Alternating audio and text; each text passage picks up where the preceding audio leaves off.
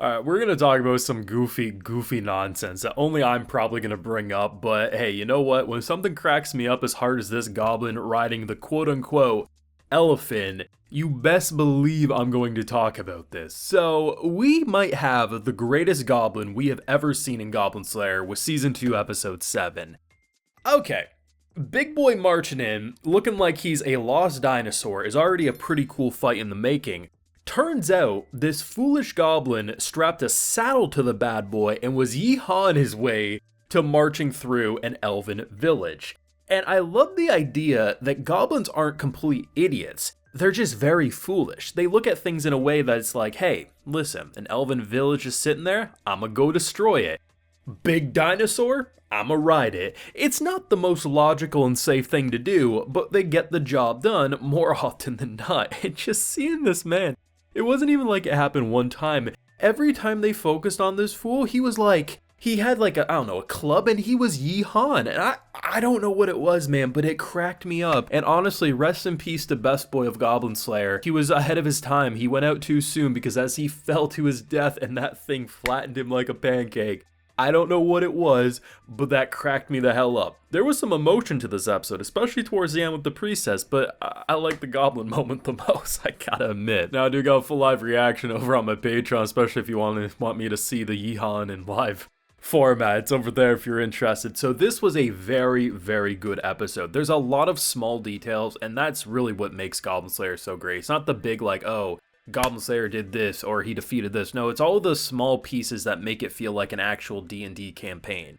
So there's so many little moments that you can look at, whether it's just the way characters fight or interact with the environment. I often don't see in anime a character pick locks, like it's usually just, they break down a door. But always seeing well, not always, but there's been multiple points where we see our elf, pick the lock. It doesn't take too long, but still, those are things like they're always in video games. You have to have the skill to pick locks, but anime rarely shows it. Or my favorite point with her was when she is basically trying to shoot down the Yeehaw goblin. So she's holding onto the vine with one hand. She has her bow with the other. She can't fire. She doesn't have 3 hands. So what does she do? She uses her mouth to pull the bowstring back. Little moments like those, I feel like are what would make a D&D campaign right, because like, okay, you only have one hand available. How are you going to fire your bow? I use my mouth to pull the bowstring back. Does it work? Oh shit, we rolled the right one. Here we go. I like the fact that they do that, but even just the little small details, those attention to detail moments. In Season 1, something I constantly would bring up when I was watching Season 1, because I watched it just before Season 2 started, was that even if something on Goblin Slayer's helmet lifts up in order to eat and drink because he never takes his helmet off, they never really showed it that well. But in Season 2, there's been multiple points where he legitimately lifts his mask up and he takes a drink or he eats something. It's just little details. Like, yeah, I think in general, I prefer the overall look of Season 1 to that of Season 2. But in an episode like this, it was good. Like, the fact that they could have easily turned this giant dinosaur-looking creature that our boy thinks is an elephant into a CGI mess. And the thing is it's not just that CGI equals bad. We're in a very bright, poppy, beautiful environment. A CG beast would look out of place, out of worldly. If it was like a dark scene in the night, it would work and they could go that direction, but they hand drew it. Maybe there's not an insane amount of detail every which way you look at it, but it legitimately was well animated. And the ambush that they did on the goblins, so cool. I actually thought they were going to struggle more because when we initially came into the Elven Village, remember, like they had all the high ground and they were jumping us, we couldn't really fight back. It was a very tough situation, so I figured, okay, so it's going to be foggy out, so we're going to have no visibility. They're going to be a lot closer to us for an ambush, but as soon as he says, I need 2 boats, I'm like, okay, decoy boat, this is going to work. And the fact that the decoy boat controlling the other boat, them jumping in, slicing and dicing, very quick, brutal ambush that flips the table. And I think something that this episode does a good job at is potentially setting the stage for a longer term story than just Goblin Slayer trying to defeat the goblins. Now, that will be his drive, I think, until the day he dies or all goblins cease to exist.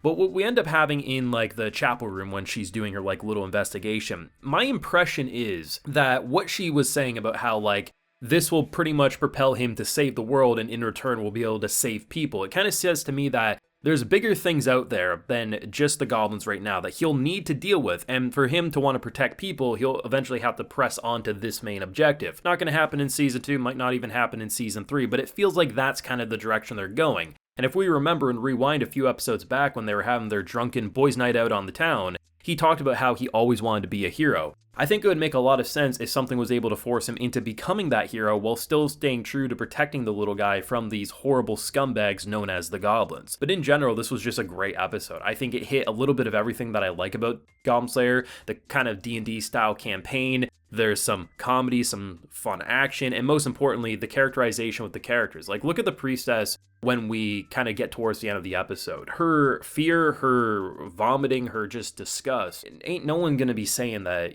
she shouldn't feel that way. And if you are, you're absolutely insane. Like, you're ridiculous. Like, to see those bodies strung up, to see, and you have to also imagine, what are they smelling? Like, this isn't just on a visual level grotesque. They're in a room covered with decaying corpses and blood everywhere, and she's dropping her staff, she's stammering, stuttering, she doesn't know what to do, because who the hell would feel any different? Like, it's a human emotion, and I have to admit, the elf actually kind of cemented her flags a bit more. I still think Cowgirl's gonna win if there ever is a romance, but the idea that when she was talking with her sister about how, he may only have a few decades left, he might die tomorrow, but that's what friends do, we stick by each other, especially, even though she's, saying it as friends, but then you look at the end of the episode, she's scooching over, I was like, damn, girl, you actually kind of forward, I respect it. Cowgirl gonna win, but I still respect it, and it was just a great episode overall. I think this season has been slightly undervalued in my opinion. I think there's definitely room for improvement on the visual side, and I think certain episodes, I can see why maybe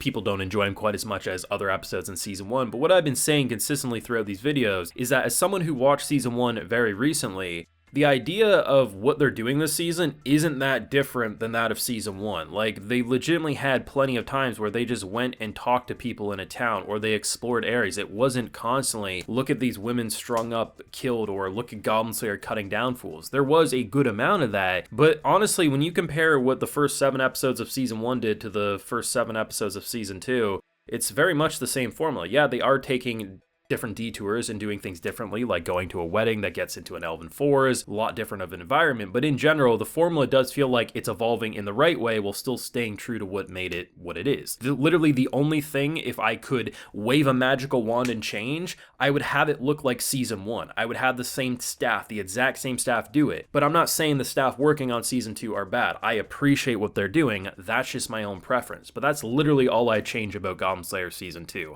I really like it, but let me know your thoughts down below, especially because I need at least one person to agree with me that the Yeehaw Goblin was absolutely fantastic. So let me know your feelings down below. Leave a like if you enjoyed, subscribe if you're new around here. Of course, ring that bell so you can get notified when I upload more videos to the channel. Like I mentioned, we have a full live reaction over on my Patreon if you're interested. And hey, while you're there, you also get a video shout out. So today we have Thomas Abert, Edvar, Golden Angel, 1517, Alcerin, and Rhinon. So I appreciate the support, everyone. Please take care and have a good one.